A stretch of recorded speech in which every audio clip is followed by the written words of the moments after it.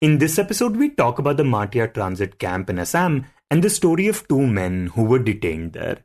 We also discuss the controversy surrounding a fashion show in Kashmir and why it is being criticized. But first, we talk about the rescue of 47 minors from child sex trafficking. Hi, I'm Shashank Bhargava, and you're listening to Three Things, the Indian Express news show. Last Thursday, after a 6-hour-long police raid, 47 minors were rescued from 7 different buildings in Rohtas, Bihar. This was part of Operation Nataraj, conducted by teams from 8 police stations, the District Intelligence Unit, and the Anti-Human Trafficking Unit, in coordination with the Association for Voluntary Action, a non-profit that has been working against child trafficking. In this segment, we are joined by the Indian Express's Himanshu Harsh to talk about the details of the raid and what the police have found out about this case. Himanshu, tell us, what do we now know about these kids who were rescued last week? So on March 6th, Rohtas Police, in coordination with an NGO called Association for Voluntary Action, they rescued 47 minors. 44 of them were girls, 3 were boys, all in the age group of 10 to 14. All these rescued minors were allegedly promised work in orchestras. These orchestras are dance groups that perform in marriages and events in Bihar. So they were promised good pay, a better life. But eventually what was happening was they were getting forced into sex trafficking through these orchestra owners. So AVS Senior Director Manish Sharma told us that most of these traffic girls belong to tribal communities in Chhattisgarh. Some of them were from poorer regions of Bihar. Generally, the orchestra owners would send their scouts to their families to lure them that they should let the girls to go with them. They would promise false promises. They would even conduct marriages just to persuade their parents. And once these girls are with them, they would either sell them or they would take them to these orchestra owners. The orchestra owners then train them into doing vulgar dances, in revealing clothes. And basically, they were eventually forced into prostitution. And could you talk about how exactly did the police manage to track the location of these children? So it was actually AVA who alerted the police. They were tracking these orchestras for like 2 months. Some of their members also went to these orchestras posing as customers to verify what services they provide, the ages of these girls. Once verified, they contacted ADG Amit Kumar Jain at police headquarters in Bihar. Then he ordered the raid in which these kids are rescued. And you mentioned the AVA. This is the Association for Voluntary Action. Could you talk about them a bit and their work in this area? So they've been working against child trafficking and for their child rights for like 3 decades. They are active all over India, and recently they are focusing on child trafficking in Bihar. And this raid was conducted in coordination with multiple units and agencies. Can you tell us what officials found out when they reached these locations, these 7 different buildings? So what Manish told us that they were kept in horrible conditions. Like the room in which the children were found, they were small, they were overcrowded. Basically, they were crammed together like cattle. The place was reeking of sweat. There was barely any light to see. They were kept very inhumanly. They are assaulted, threatened to ensure compliance. And sometimes some of these children try to escape, but if they are caught, they will face severe consequences. Also, you mentioned how some of the minors were from Chhattisgarh. Was that the case with most of them?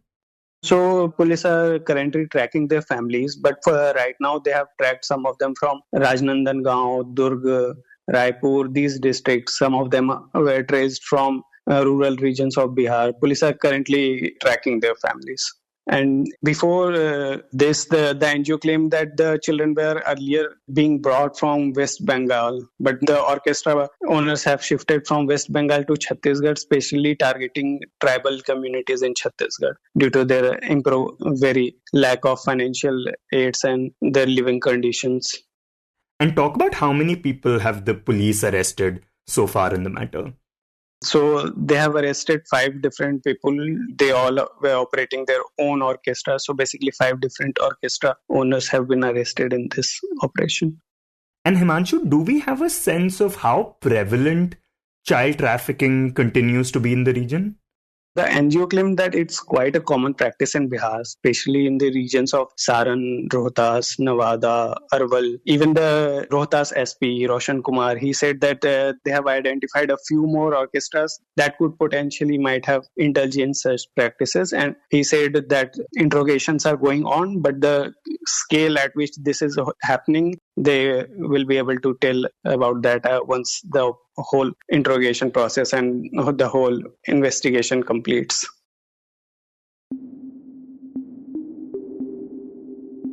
And next we discuss the plight of those stuck at the Matia transit camp, a detention facility for illegal foreigners in Assam. Now, for those who may not know, the state has had long-standing concerns about illegal immigration. Since the 1970s, there has been a demand for the identification and deportation of illegal Bangladeshi immigrants in Assam. For years now, foreigners tribunals, or FTs in the state, have been declaring individuals as foreigners. These quasi-judicial bodies determine whether a person, either a doubtful voter or someone referred by the border police, is an Indian citizen or not. Previously, individuals declared foreigners by FTs were kept in designated jails. However, since 2023, they have been housed at the Matia detention camp, which became operational that year. But these are not the only people at the camp. There are also those who are bona fide citizens of other countries, individuals detained for violating the Passport Act and the Foreigners Act, who have been convicted by sessions courts, which are criminal courts here in India and Assam, and they have completed their sentences after being convicted, and now they are awaiting deportation to their country of origin. That's the Indian Express's Sukrita Baruah, who reports on Assam for the paper. So there are two such people. So the state government had submitted information to the Supreme Court about how many inmates there were in this camp as of January 21st of this year. And there were 270 people. And of them, 63 were under the first category of people who have been declared foreigners through foreigners tribunals, which are the designation quasi-judicial bodies in Assam that are mandated to identify foreigners. And the rest are all, say, Bangladeshi nationals, Chin people from Myanmar, Rohingyas, and even one person from Senegal who have been, completed their sentences. They are foreigners and they're awaiting deportation. Now, to highlight the struggles of those in the first category, Sukrita gives us the example of Bilal Dewan, who until very recently was an inmate at the camp. So Bilal is one of, so I told you about the numbers that provided by the state government to the Supreme Court. So Bilal is one of those 63 people who were inmates of the Matia transit camp during that time. And not only that, he was also the person who was the longest resident. Like, he had been in Assam's detention system for 9 years so far. And just for context, so in 2020, the Supreme Court had provided for a system that people who have been in detention for more than 2 years should be released on bail, subject to certain conditions. Bilal, however, could not meet those conditions for various reasons, including the fact that his family could not be traced. So Bilal was first detained in 2016, and at that time, he didn't know why he was being detained. So he is actually originally from Nagaon in central Assam, but he hadn't lived there for a very long time. He had left Nagaon sometime in the early 2000s. And he had shifted to this small town in Upper Assam called Moran, which is where he was working. He works as a scrap collector. And he's currently 30. So in 2016, he must have been around 21 years old. So he was detained and he was taken to the police station, from where he was sent off to the Dibrugarh Central Jail. He told Sukrita that before arriving there, he had no idea what the charges against him were. It was only when he saw others like him in jail that he figured out what the issue was. Now, the authorities claim that he had been served a notice, but Bilal says that he never received it. Later, he was declared a foreigner by the Dibrugarh FT in his absence. Because they said that, he didn't appear before the tribunal. So the burden of proof is on him to prove that he's an Indian citizenship. He did not fulfill that burden of proof. So he's a foreigner. He had arrived at the Dibrugarh Central Jail in 2016, and spent around 6 years there before he was moved to the Matia transit camp. And there, to his complete surprise, he found his elder brother, with whom he had lost touch. And his elder brother's name is Abdul Rahim. And Abdul Rahim had been brought to the Matia transit camp the day before Bilal Dewan. And it turned out that Abdul Rahim had also been declared a foreigner in a completely separate process. So he had been declared a foreigner by the Sipsagar Foreigners Tribunal. And he had been in Jorhat jail for around 7 years before being moved to Matia.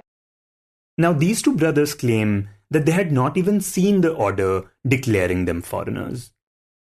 So they keep saying, I don't even know what the case against me is, but I was able to access their orders. And in Abdul Rahim's case, it is what they've called a common judgment. So in one judgment, the tribunal member has declared 95 people foreigners en masse. For all 95 people, it says that, the authorities tried to serve notices to these individuals. But when they went there, they couldn't be found there because they had since left that last known location to unknown locations. So the notice was presented to some local person who signed as a witness. But those people did not appear before the court. So, again, ex parte, they did not fulfill their burden of proof to prove that they're Indian citizens. So these 95 people, which included Abdul Rahim, were declared foreigners in one common judgment. Both brothers spent over 2 years at Matia. Abdul was able to get out last November with the help of a few lawyers. And Bilal Dewan got out on January 30th. So just very, very recently. Both of them have resumed work in their own ways. They've obviously been away from family for a very long time. Bilal has returned to Moran because he's more comfortable there. He spent a long time there. So he's gone back to working as a scrap collector. And Abdul Rahim is doing, whatever daily wage work he can find around his family's place in Nagaon itself for now. Now, the key point to note is that once a person is declared a foreigner, the state's goal is to deport them to their country of origin. And in this regard, the Supreme Court has directed the Assam government to initiate the deportation process for such individuals, pushing both the state and the centre to answer a critical question. What is supposed to happen to people declared foreigners by FTs after they are detained? And here the government finds itself in a bind because for 63 such individuals, despite being declared foreigners, authorities have been unable to determine their original address. So the Supreme Court had asked, why are these people in detention? Why are they not deported? So then the state said that in the case of these 63 individuals who have been declared foreigners by the tribunals, we know that they are Bangladeshi, as in they are declared foreigners, so they are not Indian citizens now. They have been stripped of their citizenship. But there's a formality involved in deportation. So there's a nationality verification status form. So what they're saying is that deportation is not a state matter. It has to be done by the Union Ministry of External Affairs. It's a two-way process between India and the country of origin of the foreigner. So the state government has to send a form, and that form has a column titled address. So you have to provide the address of the person in their country of origin. And the state is saying that these 63 people are not divulging their address in Bangladesh. So we are not being able to fill this form and send it to the MEA. So the Supreme Court kind of took exception to this and said that this is not a good enough reason. You're saying that that they're from Bangladesh. So that was an observation that the court had made. But what the court is essentially pushing, has now asked the central government to clarify, is what are the steps that it'll take or it can take to deport people such as this, who have been declared foreigners by this existing mechanism that is in place for identifying foreigners and stripping people of citizenship that is in place in Assam. But these people don't accept that they're Bangladeshis. In the case of Bilal and Abdul Rahim, their grandfather, he's a part of the 1951 NRC that was done way back in 1951. So it shows that he was in Assam in 1951. So they're saying, how can we be foreigners? And it's not just Bilal and Abdul. There are many others who find themselves in similar positions. And there's a powerful line that we've cited in our report. Also, we can't be from nowhere. We've been declared foreigners, but we're not from Bangladesh. So, there's this ambiguity that this particular case has thrown up, of people who are declared foreigners, but there's nowhere for the state to send them. Sukrita says that according to the latest data presented by the Assam government, there are over 1.65 lakh people who have been declared foreigners by various FTs after they were referred by the border police, essentially the same process that declared Bilal and Abdul foreigners.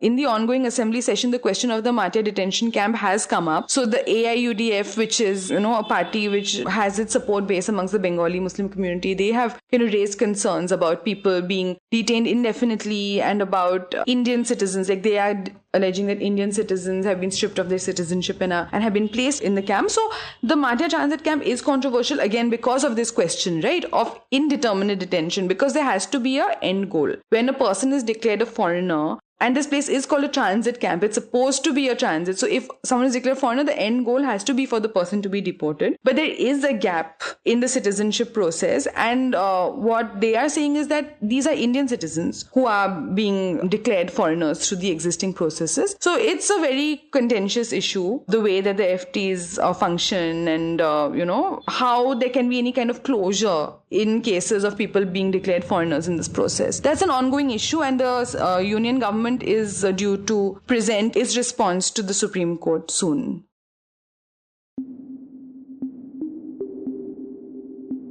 And in the end, we talk about a recently conducted fashion show in Kashmir, which has been caught in the eye of a storm and has put the Omar Abdullah-led government in a bind. The show, which is now being described by some as obscene, was organized in the backdrop of snow-covered slopes of Gulmarg. When we spoke to the Indian Express's Naveed Iqbal, she told us more about it. So from what we've heard, this was a 4-day event, like a private event in Gulmarg, where designer duo Shivan and Naresh, who largely design swimwear, were launching a ski wear line. And so they brought in some models and they dressed them up in their latest collection and they walked in the snow in Gulmarg. So this was a private party, which also included a magazine shoot. And there are some accounts that suggest that there was also alcohol served here. And alcohol is the latest debate in the political circles and the civil circles in J&K. So a lot of people have taken objection to it. And this is obviously not the first time something like this is happening in Kashmir. So what is the reason this event has drawn so much flack? One of the key reasons is that it's in the middle of Ramzan, and which in a Muslim majority region is a very serious part of the calendar. Also, the models from the videos that we looked at were semi-clad, walking in the snow. So the first person who brought this up was Kashmir's head cleric, Mirwais Umar Farooq, who called it outrageous and obscene. And he said to do this in the middle of Ramzan shows utter disregard for local sensitivities, to the point that the chief minister had to issue a clarification on his Twitter handle. Yeah, and talk about the position that this has put his government in, and also what has the chief minister said regarding the matter? Yeah, this also came up in the assembly today, and Omar had to stand up and answer. From what we know, what he told the assembly is that this was a private 4-day affair, and the government was allegedly unaware of it. And so the chief minister has sought a report from the Gulmarg authorities over the last 24 hours he gave them. मैं एक बात यहाँ clear करना चाहता हूँ, हुकूमत की तरफ से इसमें कोई रोल नहीं था। ये प्राइवेट पार्टी थी, उन्होंने प्राइवेटली इस फंक्शन का ऑर्गेनाइजेशन किया, उन्होंने प्राइवेट होटल में इसको रखा और प्राइवेटली अपने इन्विटेशन कार्ड बांटे। So there has also been criticism of the incident from all quarters, including the opposition, Sajad Lone, Mehbooba Mufti. All of them have condemned the incident and called it insensitive and outrageous. So primarily because this happened in the middle of Ramzan, and also over the fact that local sensitivities aren't taken into account when such things happen. Consumption of alcohol is already a raging issue, and over the last couple of years, there's been many videos of tourists consuming alcohol by the roadside or in Gulmarg or in Pahalgam. So this issue has already been brewing, and it's sort of the latest chapter in that also. You were listening to 3 Things by the Indian Express. Today's show was written and produced by me, Shashank Bhargava, and was edited and mixed by Suresh Pawar. If you like the show, then do subscribe to us wherever you get your podcasts. You can also recommend the show to someone you think will like it, share it with a friend or someone in your family. It's the best way for people to get to know about us. You can tweet us at Express Podcasts and write to us at podcasts@indianexpress.com.